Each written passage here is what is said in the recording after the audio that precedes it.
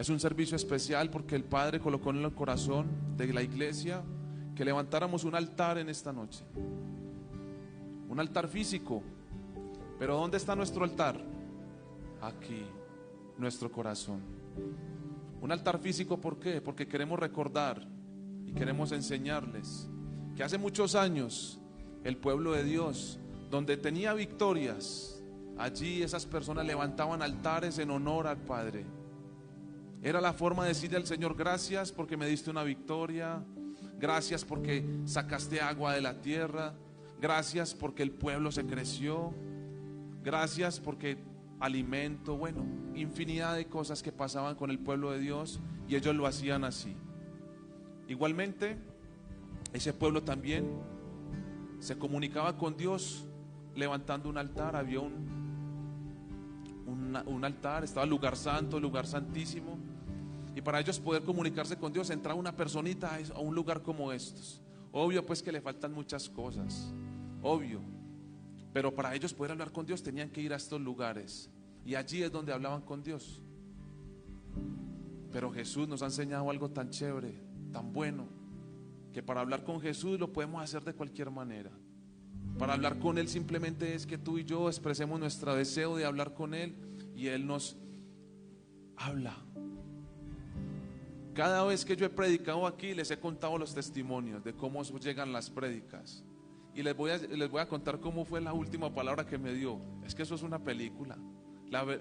Vea, el creyente que se meta con el Señor vive como en una película, vive de cosas sobrenaturales cada vez, y lo que usted no tiene el Señor se lo da. En la prédica anterior que el Padre nos enseñaba que nos colocaba a vivir en lugares que nosotros no hemos edificado, nos pone a disfrutar de tierras que nosotros no hemos cosechado ni plantado, y así es el Padre.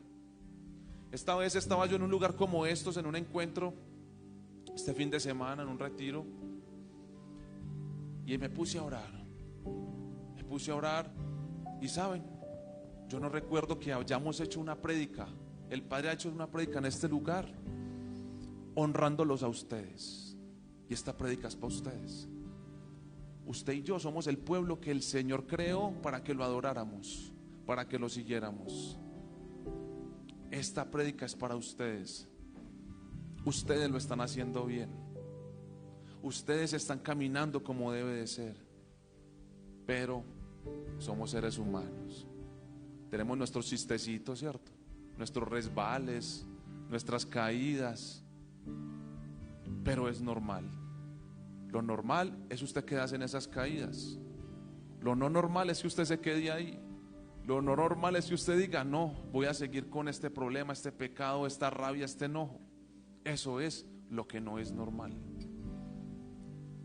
Por eso el Señor colocaba en mi corazón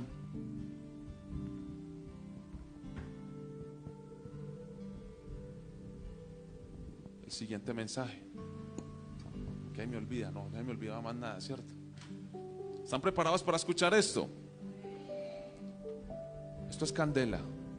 No crean que, vea, yo le decía esta semana a Willy, pero yo no sé por qué el Señor me pone a predicar cosas así, hombre. ¿Por qué no me pone a hablar como cosas bonitas, como cosas distintas? ¿Cierto? Hay pastores que enseñan muy bien que la mentira, que la rabia, que el enojo, pero cada vez que yo me pongo a predicar me pone temas para la iglesia, temas para usted y a mí. Me pone a jalarle las orejas, pero primero me las jala a mí. El primer jalón de orejas es: ¿cuántas veces tú has agradecido por tu familia? ¿Cuántas veces tú has agradecido por el pueblo que Dios ha dado donde tú te congregas?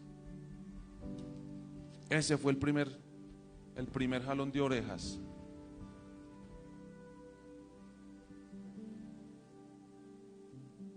Sí, va a tocar. Mire cómo se llama esta prédica: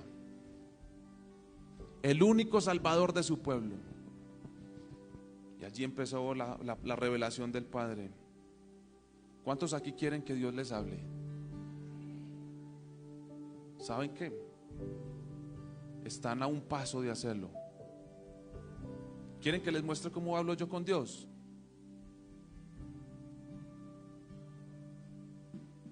Así. Me siento y tomo la Biblia y empiezo: Señor, ¿qué quieres decirme? ¿Qué me quieres hablar? ¿Por qué estoy teniendo esta lucha? ¿Por qué tengo esta debilidad? ¿Por qué tengo este problema? Y el Señor empieza a hablarte. Alejar el ruido de los problemas, de la familia, de los hijos, es tan difícil. Y ahí está la tarea, que cada uno de nosotros podamos alejar el ruido para escuchar el silencio de Dios, el sonido apacible de Dios. Si tú estás orando y te das cuenta que siempre que estás orando te distrae algo, no es normal. No se vuelva eso normal. No diga: ay, sí, es que todo tan bacano, ¿cierto? O que usted esté orando y esté viendo televisión, negativo. Por eso es que el Padre a uno les habla más que a otros, porque hay unos que se concentran más en Él que otros. Pero tenemos tú y yo la misma capacidad de poder hacerlo. ¿O quién cree que aquí que es algo diferente a mí? Todo nos hizo iguales. Nos hizo 99% iguales los unos a los otros.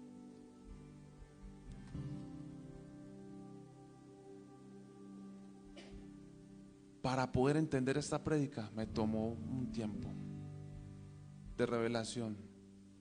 Entender esta prédica significa que tuve que detenerme en este pasaje en Isaías. Vamos a leer allí Isaías 43.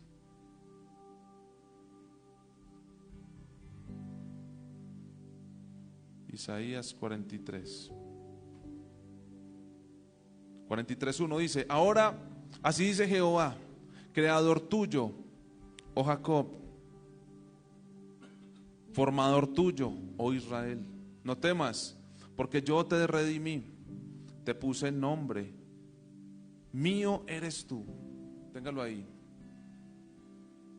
Entonces, cuando yo empecé a decirle allí en el secreto: Padre, ¿pero qué quieres comunicar al Señor? Él me dijo: mira, lo primero que tienes que hacer es eso, que tú sepas que el pueblo que está allí delante en Clínica del Alma no es pueblo tuyo, ni pueblo de Willy, ni pueblo de los líderes. Aquel que llegue a decir que ustedes son míos o míos, que yo soy suyo y que ustedes son míos, negativo. Tú y yo fuimos formados por un creador que es el Dios de Israel. ¿Sabes qué significa la palabra redimí? Allí dice: yo te redimí. La palabra redimir es rescatar a alguien. En el diccionario dice que redimir es rescatar a alguien de la esclavitud mediante un precio. Tú y yo somos pagados con un precio tan alto, fuimos comprados con un precio tan alto. Por eso nadie, ningún ser humano puede decir que tú le perteneces a un hombre, a un pastor, a un líder. El precio que pagó Dios Jesús en la cruz es tan alto que no hay ningún ser humano que pueda decir que tú le perteneces a alguien. Por eso en esta noche el Señor quiere recordártelo. Tú fuiste formado. Los temores que trae la vida, el mundo, son tan tremendamente ahogantes, asfixiantes, porque nos hacen perder el propósito. Por eso el Padre colocaba en mi corazón que oráramos por esos dones y esos sueños que se han perdido, porque el temor apaga los sueños, el temor anula los dones. El Señor dice: mira, ve y ora por aquel, ora por tu hijo, por tu papá. Pero hay un temor que te dice: no, ¿cómo vas a orar por él si tú estás bravo, si estás enojado? O el temor te dice: no, que oren los líderes o los pastores. Pero tú fuiste creado por Dios, Él fue el que te creó. Por eso no temas en esta noche. Te puso nombre. Hay nombres raros muy poco raros, muy poco normales. Pero ese nombre que Dios te dio, que te puso tu Padre, es un nombre poderoso en el reino espiritual. Satanás reconoce tu nombre cuando tú te levantas a orar. Satanás sabe que tú estás en este lugar escuchando la palabra, pero sobre todo que te están despertando los sentidos espirituales. El hombre tiene miedo. Aquel hombre, predicador, pastor o lo que se haga llamar, que quiera tener cautivo al pueblo, es un hombre lleno de Satanás. ¿Saben por qué? Porque el único que nos puede tener cautivos es el Señor, llenos de su amor. No me gusta cuando hace unos años estaba en otra congregación que decía que ustedes son las ovejas del pastor, que ustedes le pertenecen a una congregación o que le pertenecen a una iglesia. Esta prédica es en eso, en honor a ustedes, porque ustedes les pertenecen a Dios. Esta prédica es para que ustedes despierten de que ustedes tienen un creador que les puso nombre, y ese nombre es poderoso en el reino espiritual. Él nos redimió a precio de sangre, Él nos rescató.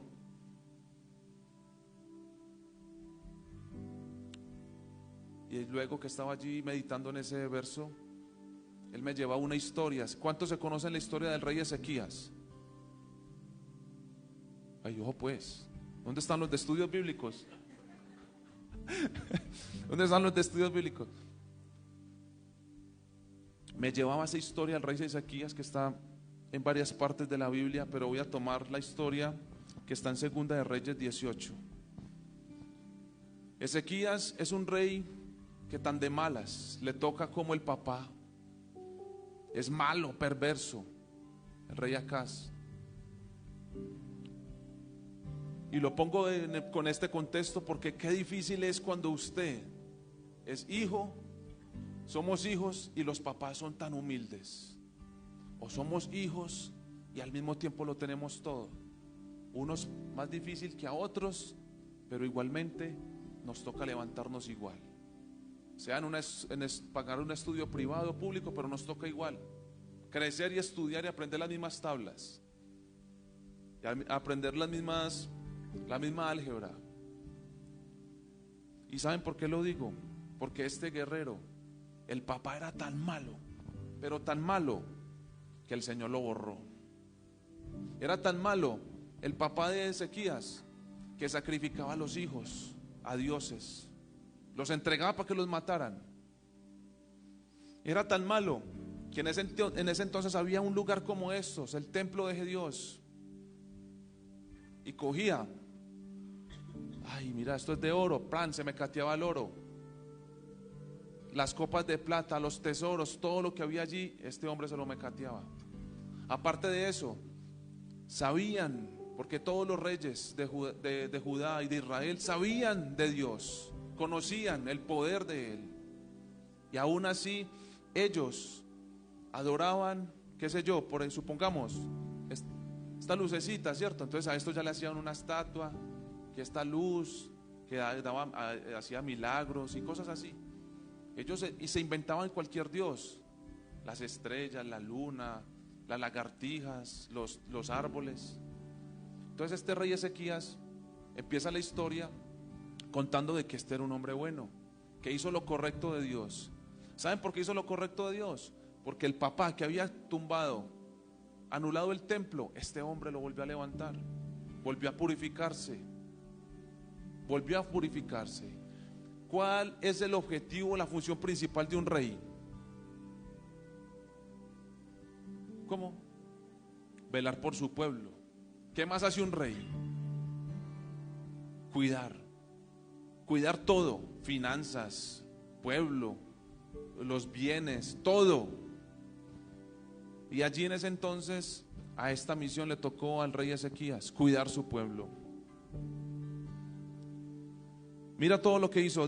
Segunda de Reyes 18:3. Segunda de Reyes 18:3, verso 3. Mira todo lo que hizo este hombre. Hizo lo recto ante los ojos de Jehová, conforme a todas las cosas que había hecho David su padre. Él quitó los lugares altos y quebró las imágenes y cortó los símbolos de acera e hizo pedazo la serpiente de bronce que había hecho Moisés, porque hasta entonces le quemaban incienso los hijos de Israel. Imagínate pues, una serpiente hasta la adoraban. Entonces este hombre que yo la cortó. Continúa ahí con el 5. En Jehová Dios de Israel puso su esperanza, ni después ni antes de él hubo otro como él entre todos los reyes de Judá. Porque siguió a Jehová y no se apartó de ¿quién? De él, sino que guardó los mandamientos que Jehová prescribió a Moisés. Y Jehová estaba ¿con quién? Con él. Y a donde quiera que salía, prosperaba. Él se rebeló contra el rey de Asiria y no le sirvió. Mire que ahí es donde se daña la historia. Todo lo que hizo y al final ¿qué hizo? Se rebeló. Se rebeló. Y es lo primero que nos pasa cuando nosotros seguimos a Dios.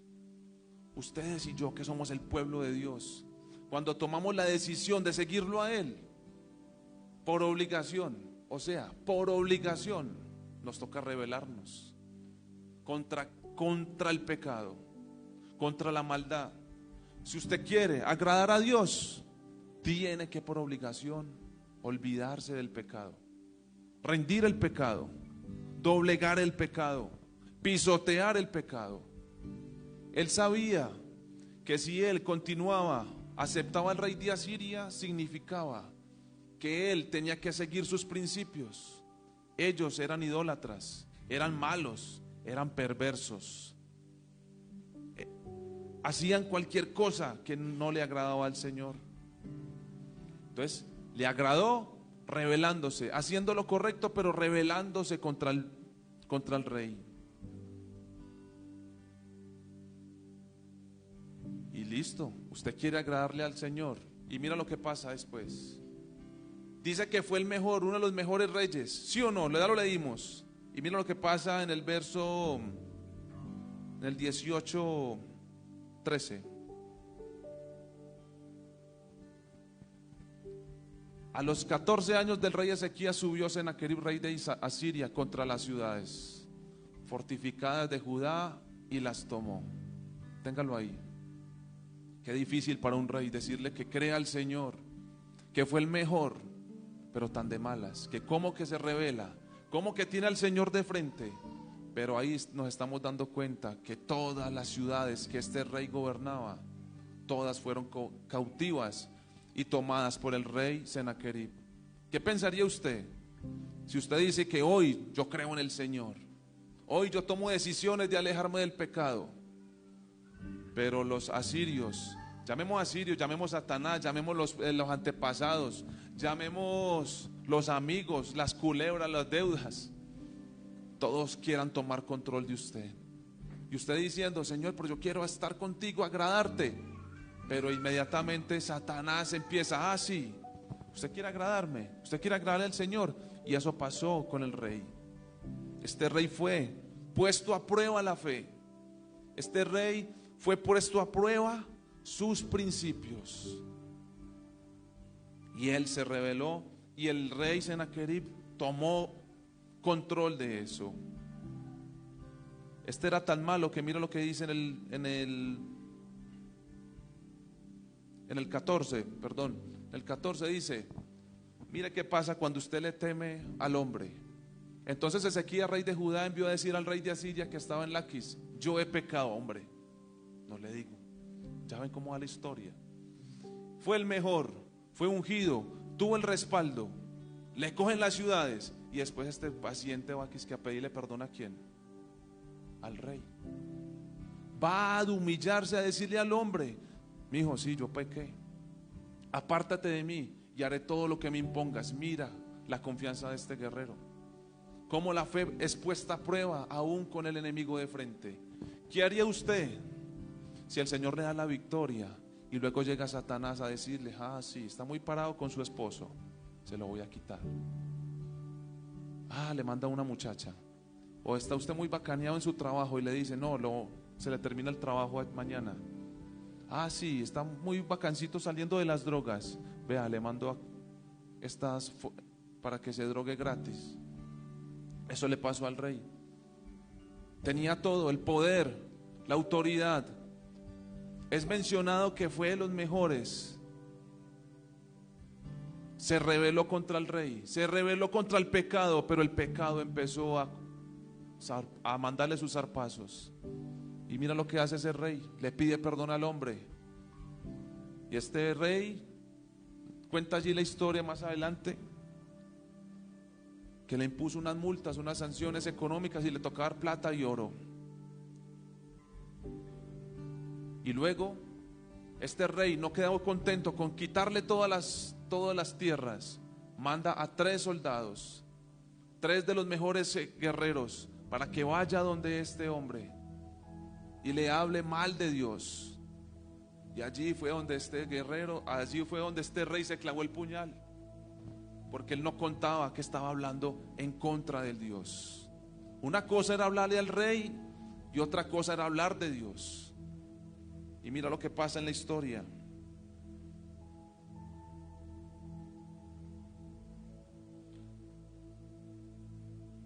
Vamos para el 18.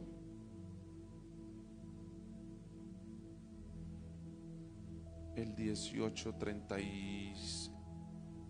el 18, 28. 18, 28. Entonces el Rabsacés, esto era un comandante del ejército, se puso en pie y clamó a gran voz en lengua de Judá y habló diciendo: oíd la palabra del gran rey, el rey de Asiria. Así ha dicho el rey: no os engañe Ezequías, porque no os podrá librar de mi mano. Y no os haga Ezequías confiar en Jehová, diciendo: ciertamente nos librará Jehová, y esta ciudad no será entregada en mano del rey de Asiria. No escuches a Ezequías, porque así dice el rey de Asiria: haced conmigo paz y salid a mí, y coma cada uno de su vid y de su higuera, y beba cada uno de las aguas de su pozo, hasta que yo venga y os lleve a una tierra como la vuestra, tierra de grano y de vino, tierra de pan y de viñas, de tierras de olivas, de aceite y de miel. Y viviréis y no moriréis. No oigas a Ezequías, porque os engaña cuando dice: Jehová nos librará. Y allí se enterró el puñal este hombre. Este ejército, este rey de Asiria, se enterró el puñal cuando llegó a hablar en contra del Santo de Israel. ¿Qué quería el rey de Asiria? Tener cautivo a los judíos, al pueblo. ¿Qué quiere Satanás con cada uno de nosotros? Tenernos cautivos. Él no quiere que tú y yo seamos libres, y mandará siempre zarpazos, personas, a decirnos: no lo hagas, no predique, no mande esa hoja de vida. ¿Por qué le va a orar por su papá?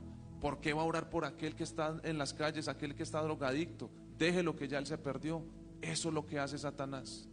Pero él manda a los mejores siempre a pelear por su familia, por sus hijos, y tú y yo somos de los mejores. Y mira qué pasa en esa historia. Verso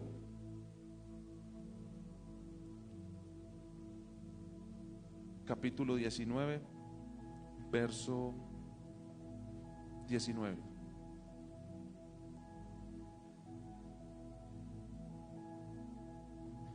Esto lo dijo ya el rey Ezequías. Dice: ahora pues, oh Jehová, Dios nuestro, sálvanos, te ruego, de su mano, para que nos sepan todos los reinos de la tierra que solo tú, Jehová, eres Dios. Entonces Isaías, mira, allí ya viene el profeta. Así ha dicho Jehová, Dios de Israel: lo que me pediste acerca de Sennacherib, el rey de Asiria, he oído. Y eso pasa con el pueblo cuando clamamos a Él. Él oye, Él nos oye. ¿Cuántos creen o sienten o han pensado que Dios no los está escuchando? O que de pronto ustedes están orando, pero como que no llega la respuesta. Todos tenemos alguna vez en nuestras vidas que, Señor, preguntamos: pero Padre, ¿qué pasa? Padre, pero ¿por qué no me oyes? Padre, pero ¿por qué si yo estoy pidiendo por mi esposo, por mis hijos? ¿Por qué si Dios antes más se hunde? Yo oro, pero más problemas hay. Pero no te das cuenta que Él está oyendo allí tus oraciones. en el verso 35, 19:35. Y como Dios es poderoso, qué hermosura ver esta final de esta historia. Y aconteció que aquella misma noche salió el ángel de Jehová y mató en el acampamento de los asirios, ¿a cuántos? Ese mismo ejército poderoso que había tomado todas las ciudades de Ezequías, de Judá.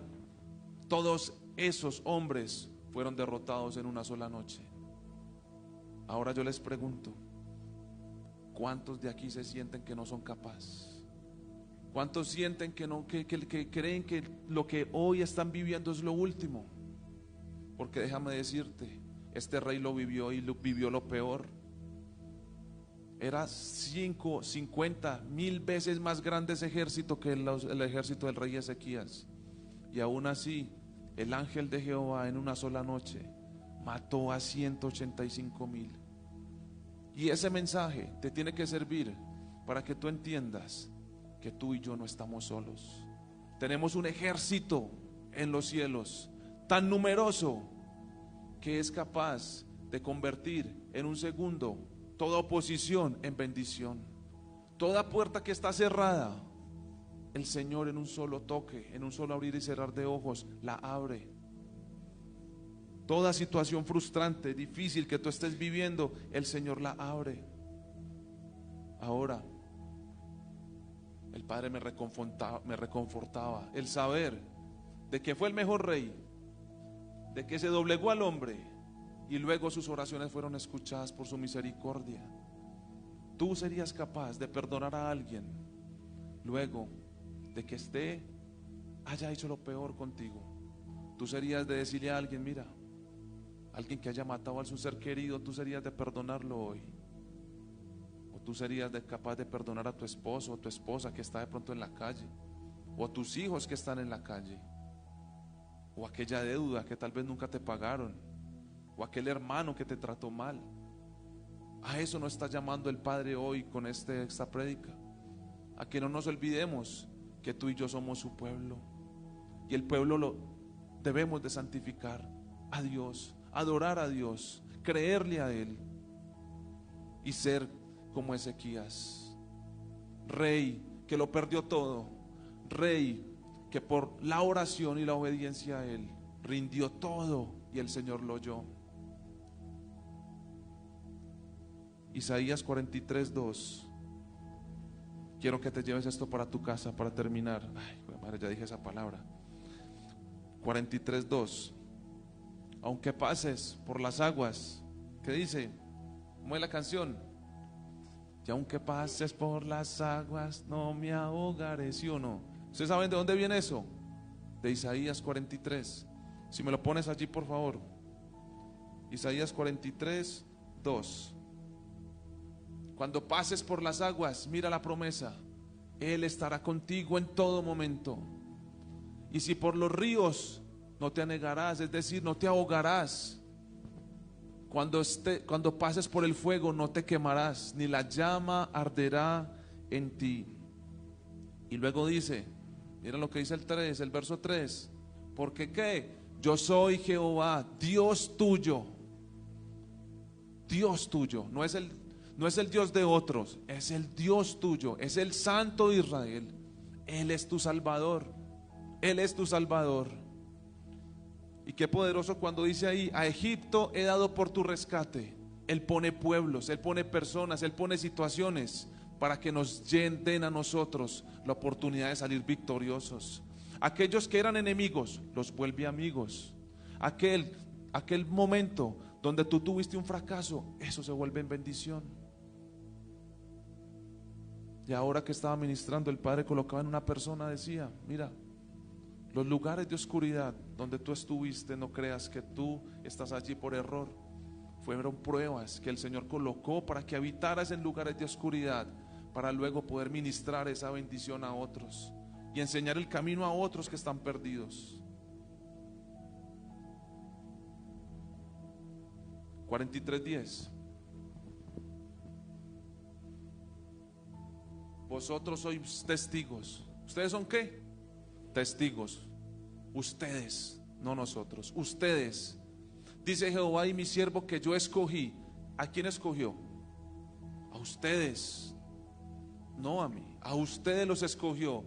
¿Para que qué? Me conozcan y creas y entiendas que yo mismo soy. Antes de mí no fue formado Dios, ni lo será después de mí. Ustedes son ese pueblo.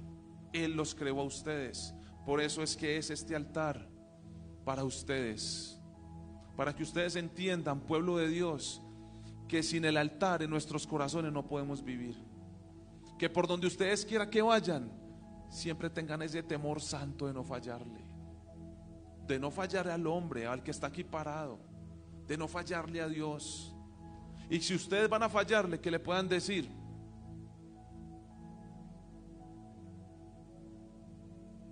lo que dice en 43:16.